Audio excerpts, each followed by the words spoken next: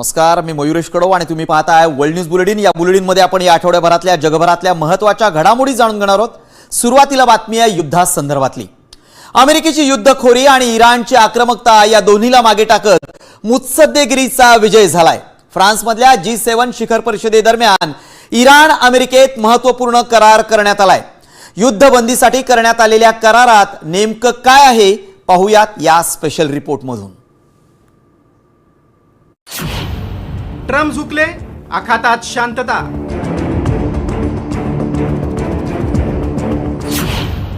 Iran अमेरिकेत Versailles करार। युद्धबंदीच्या करारात नेमकं काय?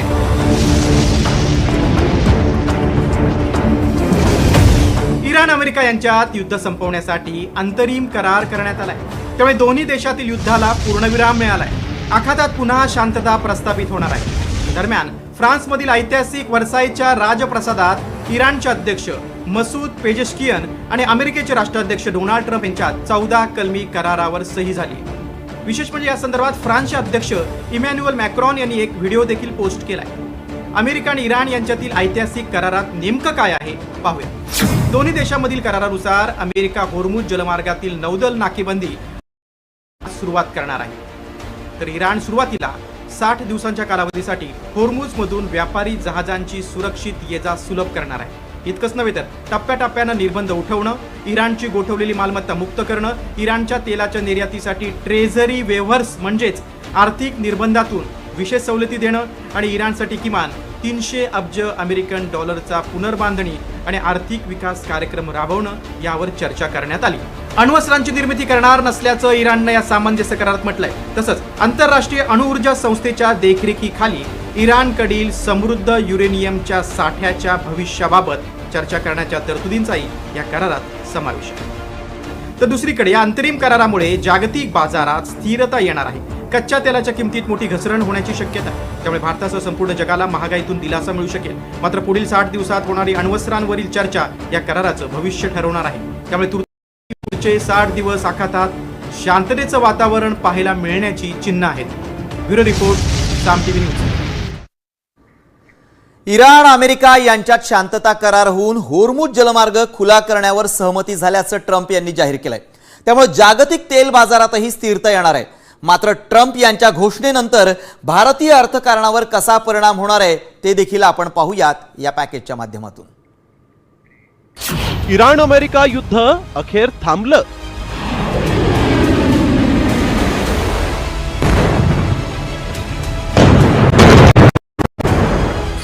कच्च्या तेलाच्या दरांमध्ये घसरण।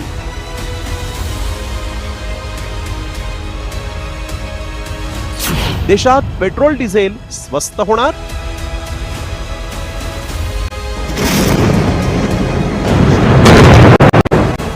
इस्रायल आणि इराण यांच्यात 3 महिन्यांपासून सुरू असलेल्या युद्धाला अखेर पूर्णविराम मिळालाय। अमेरिकेचे राष्ट्राध्यक्ष डोनाल्ड ट्रम्प यांनी ऐतिहासिक शांतता कराराची घोषणा केली। दोन्ही देशांमध्ये 14 अटींवर शांतता करार करण्यात आल्याची माहिती समोर आली आहे। विशेष म्हणजे अमेरिकेनं आपला मित्र देश इस्रायलला विश्वासात न घेता परस्पर करार केल्याचं बोललं जात आहे। अंतरिम कराराच्या मसुद्यात इराण आणि अमेरिका या दोन्ही देशांमध्ये काही महत्त्वाच्या अटींवर एकमत झालंय। इराण कोणत्याही दुसऱ्या देशांकडून अणुशस्त्र विकसित करणार नाही, तसंच मिळवणार नाही। इराण आपल्या सध्याच्या अणु कार्यक्रमात कोणतेही मोठे बदल करणार नाही। इराण युरेनियमचं संवर्धन करणार नाही, नवीन अणुकेंद्रांचा विस्तार करणार नाही। इराण तत्काळ होर्मुझचा जलमार्ग सर्व व्यापारी जहाजांसाठी खुला करेल। होर्मुझचा जलमार्ग खुला झाल्यानंतर अमेरिका इराणी बंदरावरील नौदलाची नाकेबंदी उठवणार। अमेरिका इराणच्या तेल निर्यातीवरील निर्बंधही तात्पुरते शिथिल करेल। अमेरिका 25 अब्ज डॉलर्स किमतीची जप्त केलेली इराणी मालमत्ता परत करेल। तर दुसरीकडे अमेरिका आणि इराण यांच्यातील या करारानंतर आंतरराष्ट्रीय बाजारात कच्च्या तेलाच्या किमतींमध्ये तब्बल 4% घसरण झाली आहे। त्यामुळे पुढील काळात सर्वसामान्यांना महागाईपासून मोठा दिलासा मिळण्याची शक्यता आहे। पेट्रोल डिझेलचे दर स्थिर राहण्यास यामुळे मदत होईल. वाहतूक खर्च कमी झाल्यानं जीवनावश्यक वस्तूंच्या किमती घसरण्याचीही शक्यता आहे. तेल आयातीचा खर्च कमी झाल्यानं देशाचा परकीय चलन साठा हा मजबूत होऊ शकतो. तसंच भारताच्या रुपयाचं मूल्य स्थिरावण्याचाही अंदाज आहे. पेट्रोकेमिकल्स, प्लास्टिक आणि खत उद्योगांचा खर्च कमी झाल्यामुळे उत्पादनालाही गती मिळेल. आज घडीला हुर्मुजच्या सामुद्रधुनीच्या दोन्ही बाजूला शेकडो जहाजं ही अडकून पडलेली आहेत. त्यांची वाहतूक सुरळीत होण्यासाठी सुद्धा येणाऱ्या काही आठवड्यांमध्ये नक्कीच प्रयत्न केले जातील आणि त्या अनुषंगानं जागतिक अर्थव्यवस्थेवर तेलाचा पुरवठा सुरळीत होण्यासाठी एक प्रकारे फायदा होऊ शकेल. महत्वाचं म्हणजे इराण अमेरिकेतील ऐतिहासिक शांतता करारामुळे पश्चिम आशियातील युद्धाचा भडका शांत होणार असला तरी याचे भांडवली बाजारावरही सकारात्मक पडसाद उमटले. सेन्सेक्स मध्ये 1300 अंकांपर्यंत तेजी दिसून आली, तर दुसरीकडे कच्च्या तेलाच्या दरांमध्ये घसरण सुरू झाल्यामुळे देशात महाग झालेलं पेट्रोल, डिझेल आणि गॅस पुन्हा स्वस्त होणार का? सामान्यांपर्यंत युद्धबंदीचा लाभ पोहोचणार का? असेही प्रश्न आता उपस्थित झालेत. ब्युरो रिपोर्ट, साम टीव्ही न्यूज. आता बातमी आहे युक्रेन आणि रशियामध्ये सुरू असलेल्या युद्धासंदर्भातली. युक्रेननं रशियाची राजधानी मॉस्कोमधील प्रमुख तेल शुद्धीकरण कारखान्यावर भीषण ड्रोन हल्ला केलाय. या दरम्यान युक्रेनचे ड्रोन नष्ट करण्याच्या प्रयत्नात रशियन हवाई संरक्षण दलाचंच एक क्षेपणास्त्र थेट तेल साठवणूक टाकीवर जाऊन धडकलं. क्षेपणास्त्राच्या धडकेचं हे थरारक दृश्य त्या ठिकाणी उपस्थित असलेल्या चीनी पर्यटकांच्या कॅमेऱ्यात कैद झालंय. या दुर्घटनेत कारखान्याचं मोठं नुकसान झालंय. आपण या दृश्यांच्या माध्यमातून पाहू शकतो, एकीकडे अमेरिका आणि इराण यांच्यात चर्चा सुरू आहे, तर दुसरीकडे युक्रेननं मॉस्कोमध्ये हल्ला केलेला आहे आणि या हल्ल्यामध्ये कारखान्याचं मोठं नुकसान झाल्याचं आपल्याला पाहायला मिळतंय.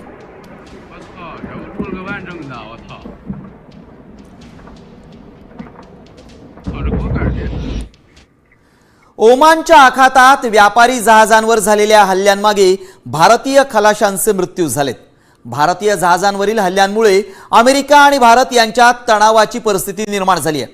इतकंच नाही तर त्यांना आता विरोधकांनाही सामोरं जावं लागतंय. विरोधकांनी सरकारला धारेवर धरलंय. पाहूयात त्यावरचाच हा स्पेशल रिपोर्ट. भारत अमेरिकेत तणाव वाढला.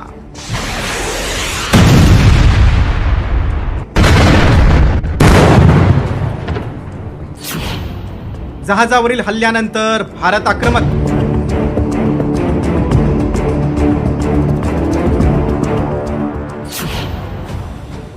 माफी सोडून अमेरिकेकडून मुजोरी कायम.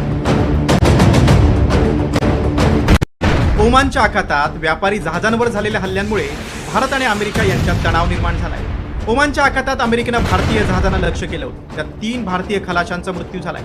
अमेरिकेच्या या कारवाईविरोधात भारतानं अमेरिकन राजदूतांना समन्स बजावत खडेबोल सुनावले. इतकंच नव्हे तर परराष्ट्र मंत्री एस जयशंकर यांनी अमेरिकेचे परराष्ट्र मंत्री मार्को रुबियो यांना फोन करून तीव्र शब्दात निषेध नोंदवलाय. मात्र या हल्ल्यानंतरही अमेरिकेकडून मुजोरी कायम असल्याचं दिसतंय. भारतीय जहाजांवर हल्ला करूनही अमेरिकेनं माफी मागण्यास नकार दिलाय. अमेरिकेनं घातलेल्या आर्थिक आणि व्यापारी कोंडीचं उल्लंघन करणं आणि इराणी तेलाची अवैध वाहतूक खपून घेतली जाणार नाही, यामध्ये भारतीय खलाशांना कोणतीही सूट मिळणार नाही, असं अमेरिकेचे परराष्ट्र मंत्री मार्को रुबियो यांनी म्हटलंय. खरं तर व्यापारी जहाजांवर अशा प्रकारे युद्धसदृश हल्ला करणं हा आंतरराष्ट्रीय कायद्यानं गुन्हा आहे. मात्र असं असतानाही डोनाल्ड ट्रम्प यांनी भारतीय जहाजांवरील हल्ल्यांसाठी इराणला जबाबदार धरले. भारतीय जहाजांवरील हल्ल्यानंतर भारत आणि अमेरिकेतील मैत्रीत मिठाचा खडा पडलाय. त्यामुळे या तणावाच्या पार्श्वभूमीवर विरोधकांनीही तोंडसूक घेतलंय. Why was Mr. Jaishankar so apologetic? We've lost lives.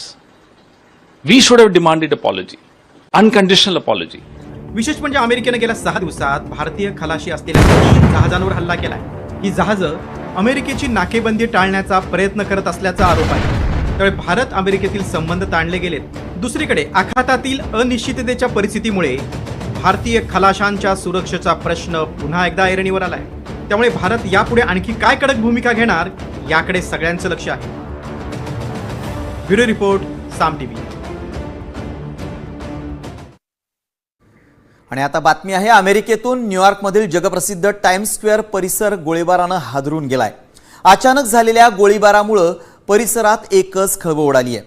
जीव वाचवण्यासाठी नागरिकांची झालेली पळापळ कॅमेऱ्यात कैद झाली आहे. हा सगळा थरार पाहून अनेकांच्या अंगावर काटा आलाय. घटनेची माहिती मिळताच पोलिसांनी संपूर्ण परिसराला वेढा घातला आणि गोळीबार करणाऱ्याचा शोध सुरू केलाय. नॅशनल बास्केटबॉल असोसिएशन मार्फत चॅम्पियनशिप जिंकलेल्या न्यूयॉर्क निक्स संघाच्या विजयाच्या आनंदात लोअर मॅनहॅटनमध्ये एका भव्य परेडचं आयोजन करण्यात आलं होतं. तब्बल 53 वर्षांनंतर मिळालेल्या या ऐतिहासिक विजयोत्सवासाठी संपूर्ण शहरात मोठा उत्साह होता. सुरक्षेचा उपाय म्हणून प्रशासनानं या ठिकाणी 10,000 पोलीस कर्मचारी देखील तैनात केले होते. मात्र हा सोहळा संपल्यानंतर काही वेळातच टाइम्स स्क्वेअर परिसरात ही दुर्दैवी घटना घडली आहे.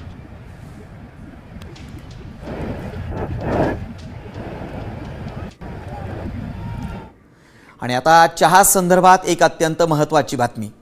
भारतानं तुम्ही पीत असलेल्या चहाच्या गुणवत्तेबाबत कठोर पावलं उचलली आहेत. दुसऱ्या देशातून भारतात आयात केल्या जाणाऱ्या चहाची तपासणी अत्यंत कडक करण्यात आली आहे. याचा फटका नेपाळला बसलाय. चहाबाबत भारतानं घेतलेल्या आक्रमक भूमिकेमुळे नेपाळमधील चहाचा व्यापार ठप्प झालाय. नेमकं काय घडलंय नेपाळमध्ये, चला पाहूया. चहाबाबत भारताचं कडक धोरण. नेपाळमधील चहाचा व्यापार ठप्प.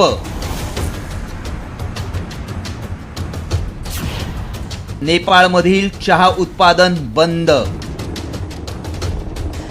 भारताच्या टी बोर्डाकडून चहाच्या गुणवत्तेबाबत घेण्यात आलेल्या एका मोठ्या आणि कडक निर्णयामुळे शेजारील देश नेपाळमध्ये मोठा आर्थिक भूकंप आलाय. भारतानं दुसऱ्या देशातून येणाऱ्या चहाची तपासणी अत्यंत कडक केली आहे. त्याचाच परिणाम म्हणून नेपाळमधील चहा उत्पादकांनी 18 जूनपासून अनिश्चित काळासाठी चहाचं उत्पादन बंद ठेवण्याचा निर्णय घेतलाय. भारत हा नेपाळी चहाचा सर्वात मोठा खरेदीदार देश असल्यामुळं या निर्णयामुळे नेपाळच्या चहा उद्योगाचं कंबरडं मोडलंय. चहाबाबत टी बोर्डानं नेमकी काय भूमिका घेतली आहे पाहूया.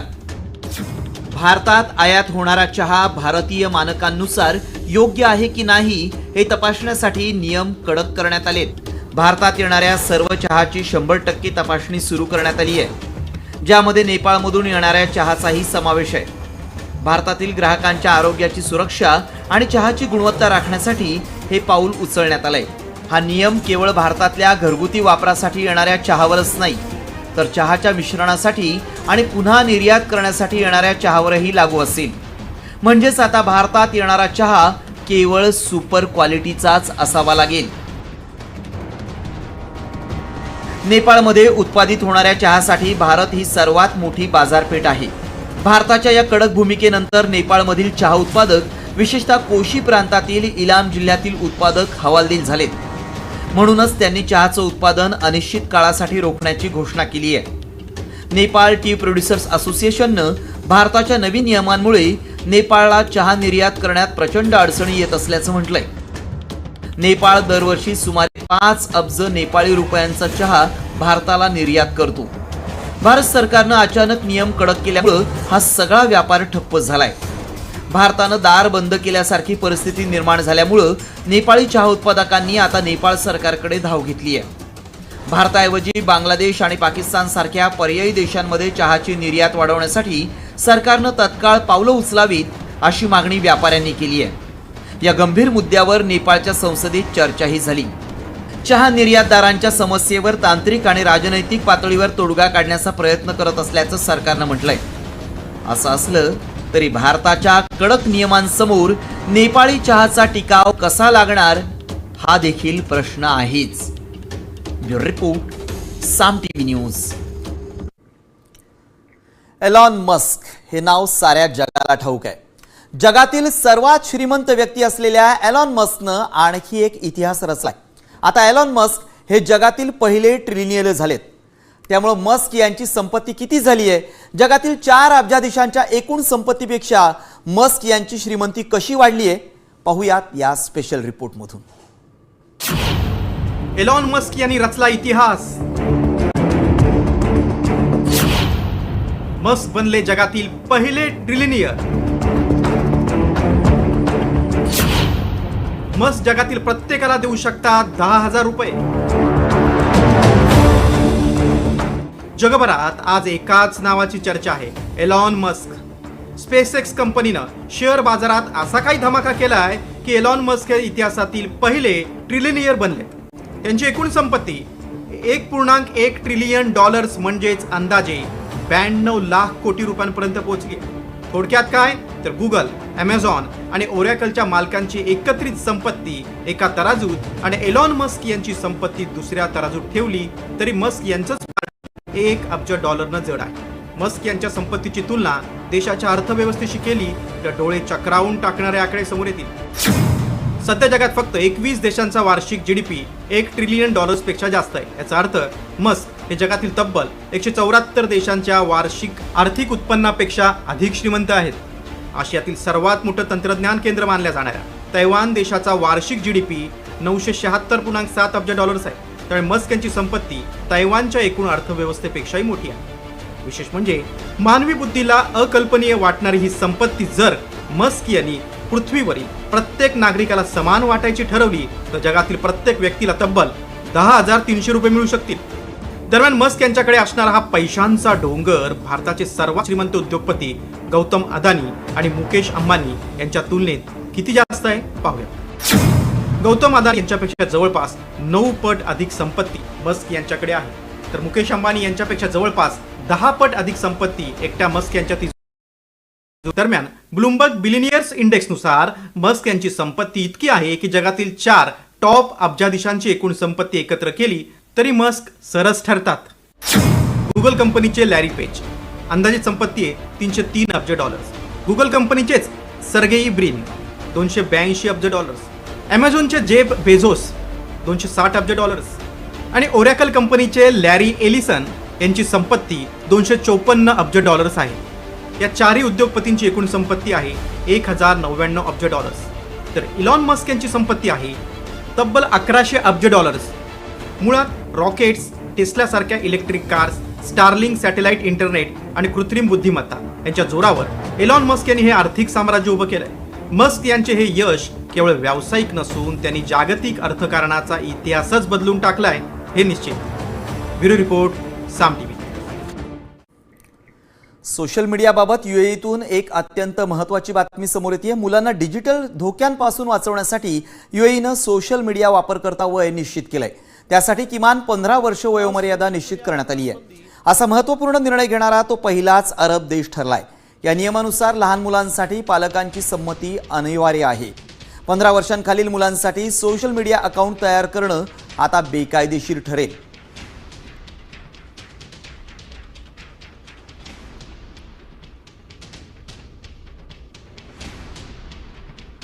युनायटेड अरब अमिरातीमध्ये सोशल मीडिया वापराचं किमान वय हे 15 वर्ष करण्यात आलेलं आहे. 15 वर्षांखालील मुलांसाठी सोशल मीडिया अकाउंट तयार करणं आता पूर्णपणे बेकायदेशीर असेल. लहान मुलांना सोशल मीडियाच्या मानसिक आणि डिजिटल धोक्यांपासून वाचवण्यासाठी हे पाऊल उचलण्यात आलंय. असा कडक नियम लागू करणारा युएई हा संपूर्ण अरब जगात आता पहिला देश ठरलाय. नव्या नियमावलीनुसार सोशल मीडिया वापरासाठी पालकांची संमती मिळवणं ही अनिवार्य असेल. वर्ल्ड न्यूज बुलेटिनमध्ये आपल्याला इतरही घडामोडी जाणून घ्यायच्यात, पण वेळ झाली एका छोट्याशा ब्रेकची.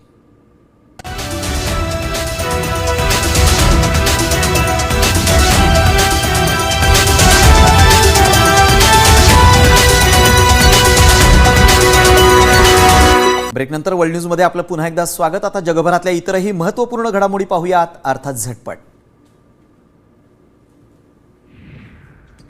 बंजी जंपिंग दरम्यान कर्मचाऱ्यांच्या निष्काळजीपणामुळे एका तरुणीचा मृत्यू झालाय. सुरक्षा दोरी न बांधताच कर्मचाऱ्यांनी तरुणीला पुलावरून फेकले. या घटनेचा थरारक व्हिडिओ समोर आलाय. कर्मचाऱ्यांनी घाईघाईत तरुणीला सुरक्षा दोरी जोडलीच नाही आणि ही अत्यंत गंभीर चूक लक्षात न घेताच त्यांनी तिला पुलावरून थेट खाली ढकललंय. सुरक्षा दोरीचा कोणताही आधार नसल्यामुळे तरुणी शेकडो फूट उंचीवरून थेट दरीत कोसळली आहे. ब्राझीलमधील साओ पावलो राज्यातली ही घटना असून स्थानिक प्रशासनानं या प्रकरणाची गंभीर दखल घेतली आहे.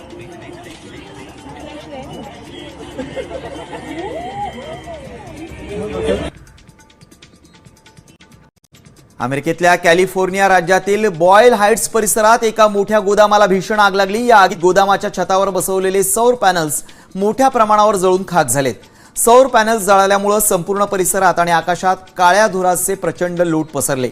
या घटनेमुळे परिसरात मोठी खळबळ उडाली आहे।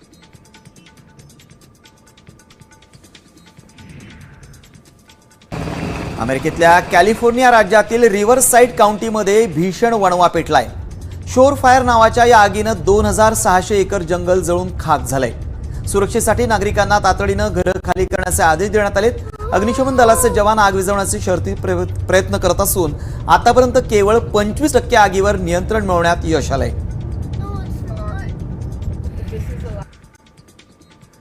तैवानमधील काओशियोंग शहरात भीषण आग लागली। बेंझोऊ औद्योगिक वसाहतीतील कचरा भट्टी प्रकल्पाजवळ ही दुर्घटना घडली। आगीनंतर परिसरात मोठे स्फोट झाले आणि रासायनिक दुर्गंधी पसरली, त्यामुळे नागरिकांमध्ये भीतीचं वातावरण आहे। सुदैवानं यात अद्याप कुठलीही जीवितहानी झालेली नाही। प्रशासनाकडून आगीच्या कारणाचा तपास सुरू आहे। अमेरिकेतील पेन्सिल्व्हेनियाच्या एल्क परिसरात एका प्रोपेन सिलेंडरचा भीषण स्फोट झाल्याची धक्कादायक घटना घडली आहे। या स्फोटानंतर परिसरात लागलेल्या आगीत तलावाकाठची 2 आलिशान घरं जळून खाक झाली आहेत। शेजारील अनेक घरांचंही मोठं नुकसान झालंय। गॅस गळतीमुळे ही दुर्घटना घडल्याचा प्राथमिक अंदाज आहे। ब्राझीलमधल्या रिओ दी जेनेरिओमध्ये 2 हेलिकॉप्टरची हवेतच भीषण धडक झाली। रेक्रिओ दोस बांदे इरांतेस भागात झालेल्या या अत्यंत दुर्दैवी अपघातात 6 जणांचा मृत्यू झालाय। हवेत जोरदार धडक झाल्यानंतर दोन्ही हेलिकॉप्टर जमिनीवर कोसळली। हा अपघात इतका भीषण होता की दोन्ही हेलिकॉप्टर्समधील सर्व 6 प्रवाशांचा जागीच मृत्यू झाला। सध्या या अपघाताचा तपास सुरू आहे। चीनमधील चांगझोऊ शहरात हेलिकॉप्टर लँडिंग दरम्यान भीषण अपघात झालाय। हेलिपॅडवर उतरताना ताबा सुटल्यानं हेलिकॉप्टर जमिनीवर आदळले।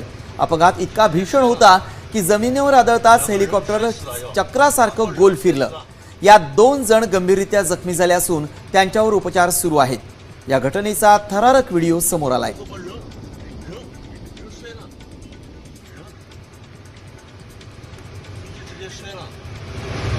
2个人摔死了，我靠，人摔死了。 याबरोबरच वर्ल्ड न्यूज मध्ये वेळ झाली। इथंच थांबण्याची ताज्या घडामोडींसाठी तुम्ही पाहत रहा साम टीव्ही।